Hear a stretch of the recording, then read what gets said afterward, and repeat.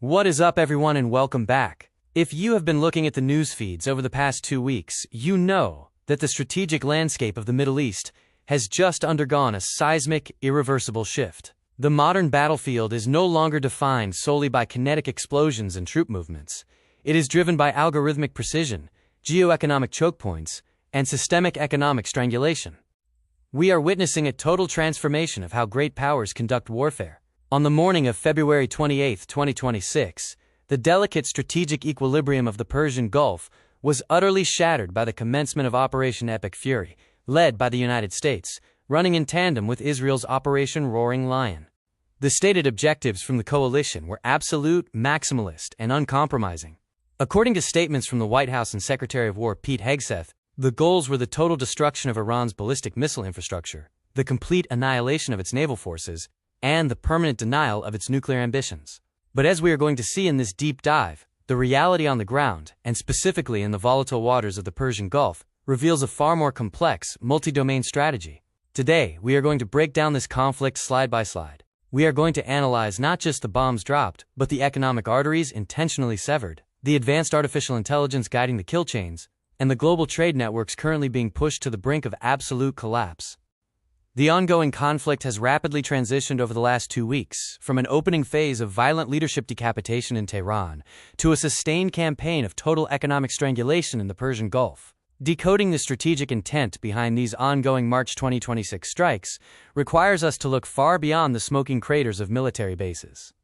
It requires a nuanced understanding of the mechanics of maritime blockades and the ultimate survival matrix of the Islamic Republic of Iran. If we look at the map, the combat theater is effectively divided into 2 distinct but deeply interconnected domains. The first is the critical export node, the very heart of the Iranian economy, located at Kharg Island.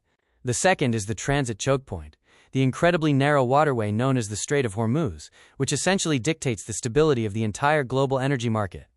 To truly understand the current war, and why certain targets are being hit, while others are conspicuously spared, one must understand how these 2 geographic features are being utilized by both sides as weapons of mass economic disruption. You cannot understand Operation Epic Fury without understanding how geography dictates economics, and how economics dictates survival. We have to talk about the sheer, overwhelming scale of the opening salvos. The launch of Operation Epic Fury and Operation Roaring Lion was absolutely unprecedented in its ferocity. Initiated at exactly 1:15 a.m. Eastern Time on February 28, 2026, the U.S. and Israeli coalition forces launched an astonishing barrage of over 5,000 Allied strikes within just the first 10 days, which has now escalated to over 15,000 enemy targets struck as we push into mid-March. The aerial armada utilized by U.S. Central Command, or CENTCOM, spared no expense.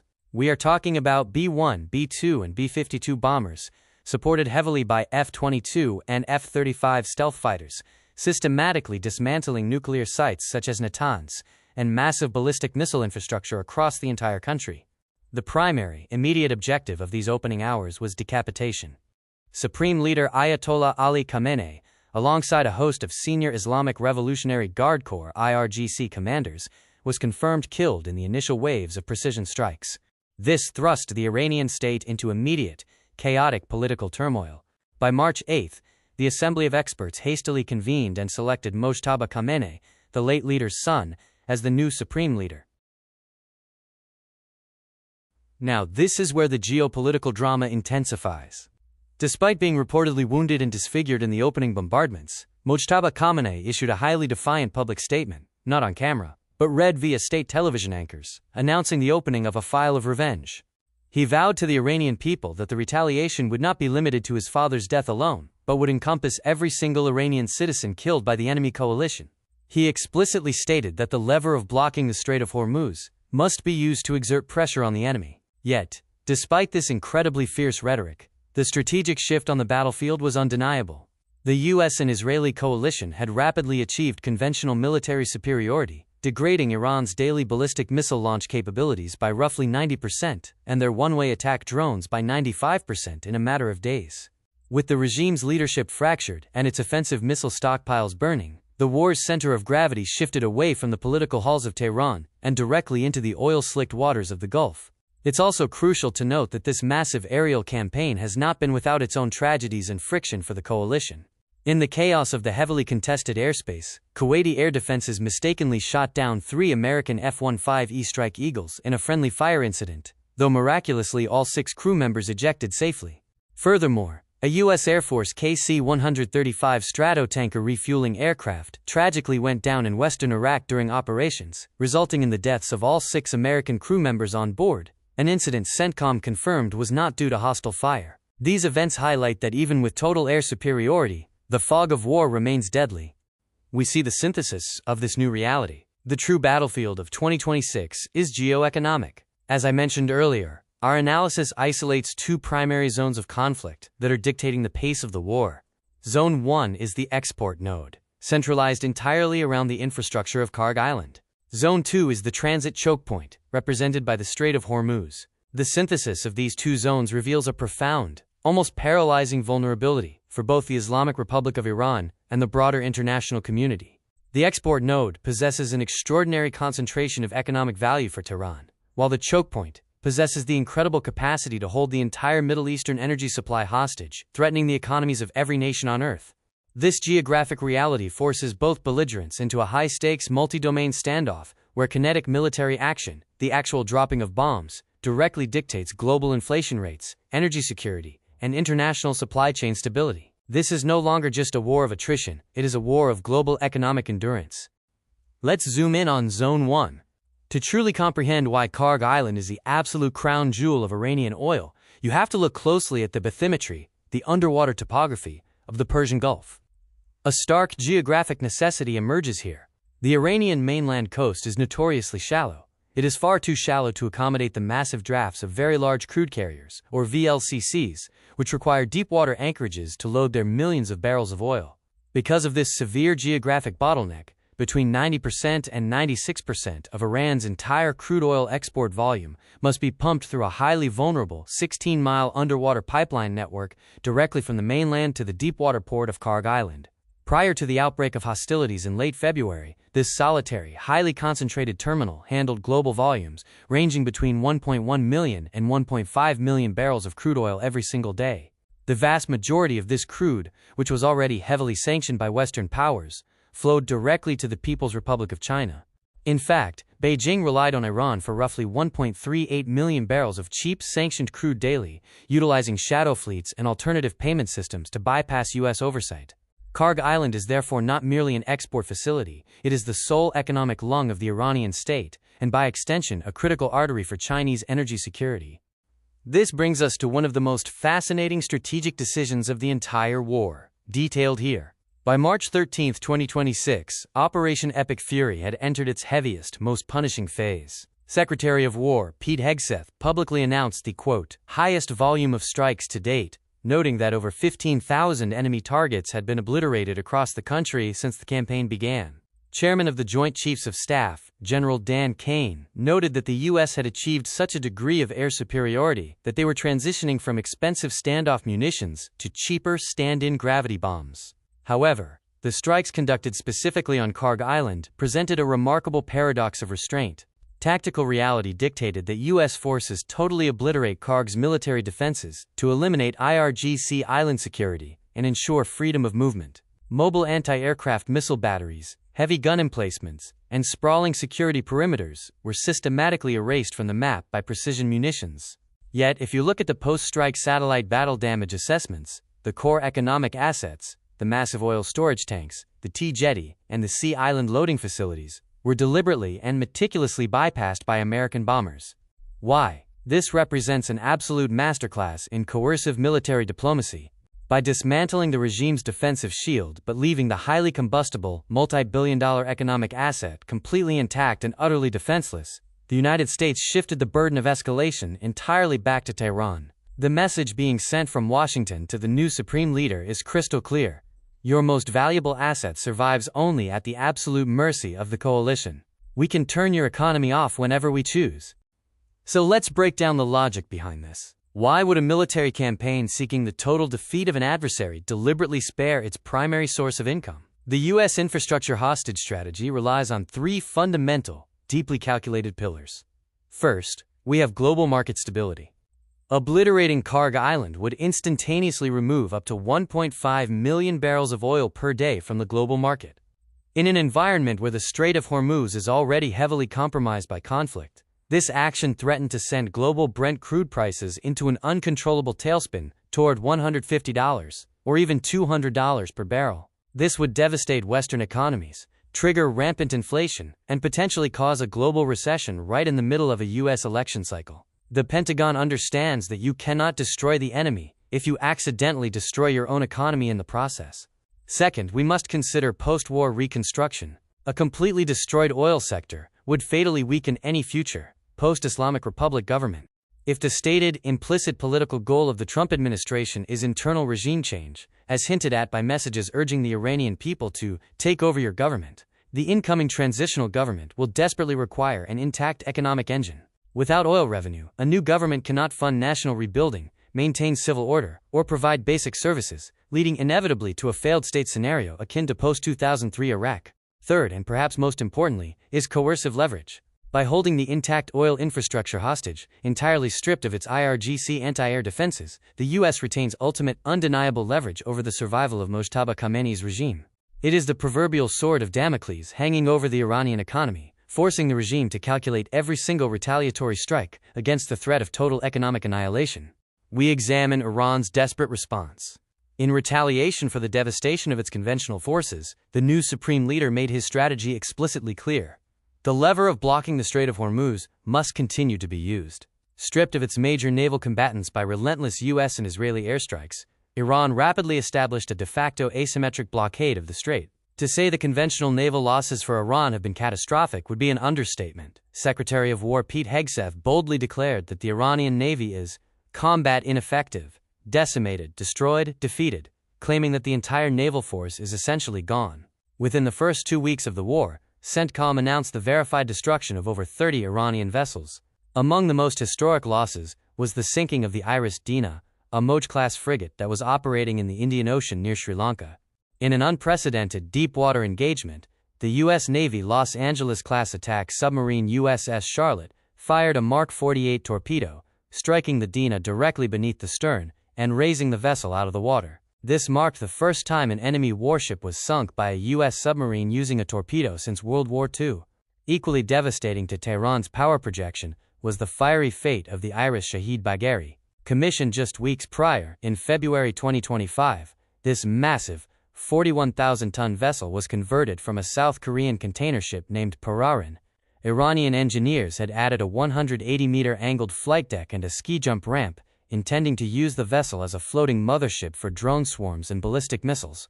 U.S. forces struck the drone carrier with relentless precision in the Gulf of Oman. CENTCOM released dramatic black-and-white periscope and drone footage showing the massive ship sustaining multiple impacts amidships and burning uncontrollably in the water. With its blue water ambitions resting permanently on the seabed, the IRGC pivoted entirely to brutal anti-access/area denial, or A2AD warfare. The Strait of Hormuz was seeded with extensive, complex naval minefields, while fast-attack explosive skiffs, suicide sea drones and anti-ship ballistic missiles were positioned along the jagged coastlines to threaten any commercial vessel attempting the treacherous transit. But the physical weapons are only half the story. We dive into the anatomy of a digital minefield. Beyond the physical threat of high explosives, the Strait of Hormuz has been transformed into a terrifying landscape of electronic warfare. The warfare paralyzing commercial transit relies heavily on advanced signal degradation and data manipulation. Maritime intelligence firm Polestar Global reported tracking nearly 3,400 vessels caught in the crossfire of this invisible domain, noting that the sudden outbreak of conflict has left many ships effectively stranded at sea. The electronic fog of war is incredibly dense. Over 600 separate Global Navigation Satellite System (GNSS) disruption events were recorded by the Joint Maritime Information Center in a single 24-hour period. Commercial ships, which rely entirely on GPS for navigation through narrow shipping lanes, are being paralyzed by severe Automatic Identification System (AIS) anomalies. Navigational displays are subjected to intermittent signal degradation and severe positional offsets. In some terrifying instances, digital hallucinations known as spoofing have caused massive 300-meter oil tankers to appear on tracking screens as if they were sailing miles inland through airports, landlocked regions, or even nuclear facilities. Windward Maritime AI recorded over 30 jamming clusters across the Gulf, noting that early circular spoofing distortions evolved into aggressive zigzag displacement patterns, where vessel signals jumped across multiple locations in a single day. This strategic electronic warfare creates phantom ships and absolute navigational chaos, rendering the strait utterly unnavigable and forcing exhausted crews to drop anchor outside the designated kill zones before a single kinetic weapon is even fired. For the brave or desperate vessels that attempted to push through the electronic fog in the physical blockade, the kinetic toll has been severe. Strike data collected between March 1 and March 12, 2026, indicates that between 16 and 20 commercial vessels were struck by Iranian projectiles or drones. The human and environmental costs are mounting rapidly. The Palau flag Mount Skylight was struck north of Khassab, resulting in the tragic deaths of 2 civilian crew members. The UAE salvage tug Musafa II was hit by 2 missiles and sank, leaving 3 crew members missing. The Marshall Islands flag tanker MKD Viom was struck just above the waterline by an unmanned surface vessel off the coast of Oman, resulting in an engine room fire and 1 fatality. However, the most alarming development in the asymmetric maritime campaign was the strike on the Bahamas-flagged Suezmax crude tanker Sonangol Namibe. On March 4, the massive vessel was attacked by a remote-controlled, explosive-laden Iranian speedboat while safely anchored near Mubarak al-Kabir port, deep inside Iraq's exclusive economic zone. The explosion breached a ballast and cargo tank, causing a significant oil leak into the surrounding waters. What makes this strike so terrifying is the geography. This attack occurred over 800 kilometers away from the Strait of Hormuz, proving a massive expansion of Iran's lethal drone reach. It sent a chilling signal to the global shipping industry that the entire Persian Gulf, not just the narrow strait, is now an active, highly lethal combat zone. Furthermore, the environmental implications of these strikes are catastrophic. The Persian Gulf is an incredibly shallow basin, with an average depth of just 35 meters, and its water exchange rate with the Indian Ocean takes anywhere from 2 to 5 years. Oil spilled from the Sonangol Namibe and the various sunken Iranian warships threatens a regional ecological disaster comparable only to the devastation seen during the 1980s tanker war, threatening marine life and coastal desalination plants across the Arabian Peninsula. The success of this asymmetric maritime blockade has triggered an immediate and severe global trade paralysis, outlined here. Prior to the conflict, global oil markets possessed a razor-thin surplus buffer of merely 1 to 2 million barrels per day. When tanker operators refused to risk the crossing through the digital and kinetic minefields, the world faced an instantaneous supply shortfall of approximately 15 million barrels per day. The energy shock to the global system was immediate and brutal. At the peak of the market panic, prices surged past $107 and briefly spiked to $126 per barrel, with financial analysts treating nightmare scenarios of $150 to $200 per barrel as genuine, terrifying possibilities. By March 9, inbound commercial transits through the strait effectively hit zero, leaving over 150 ships and 20,000 international seafarers stranded or anchored safely outside the conflict zone, bleeding capital by the hour. The contagion effect of this blockade extended far beyond just crude oil. The disruption threatened Qatari liquefied natural gas, LNG exports, global fertilizer shipments, and international food security. Nations heavily dependent on imports, such as India, which relies on the strait for nearly 40% of its crude oil, and South Korea, which imports 70% of its crude from the region, faced immediate inflationary pressures, widening trade deficits, and severe threats to their manufacturing and agricultural supply chains. The world economy is effectively being held hostage by a waterway just 21 miles wide at its narrowest point.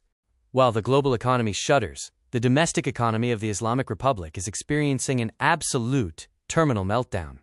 Stripped of its vital oil export revenue and entirely cut off from international maritime trade, the Iranian financial system has buckled under the immense pressure of the coalition's economic siege.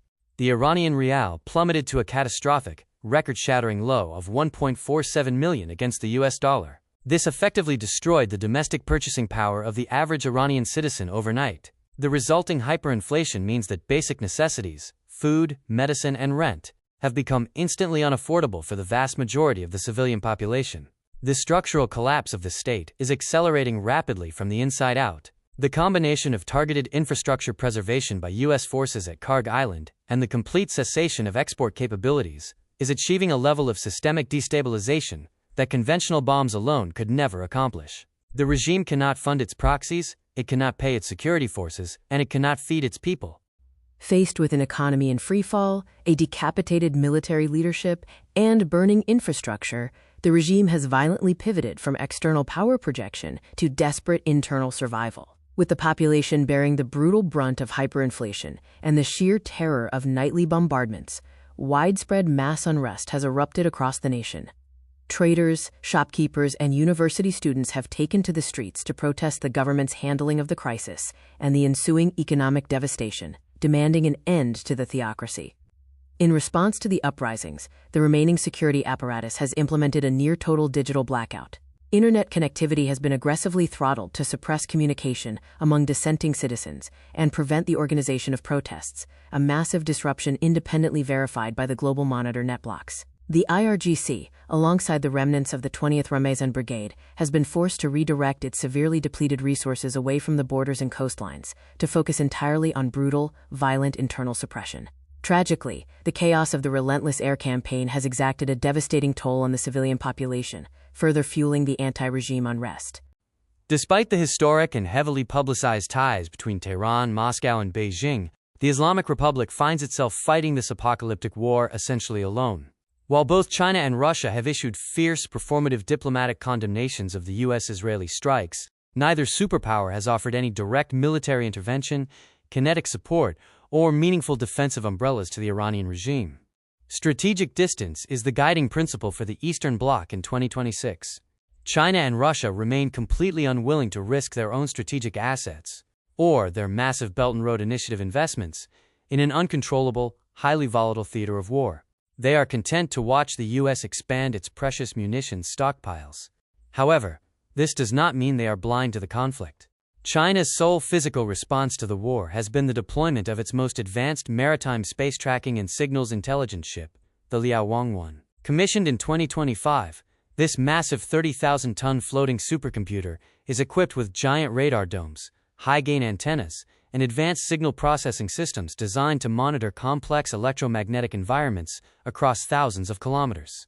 Positioned strategically near the Gulf of Oman, though some open-source intelligence analysts on X fiercely debate its exact mooring location, using satellite imagery to suggest it may still be in Shanghai, the Liaowang-1 theoretically casts a massive 6,000-kilometer sensor bubble over the conflict zone.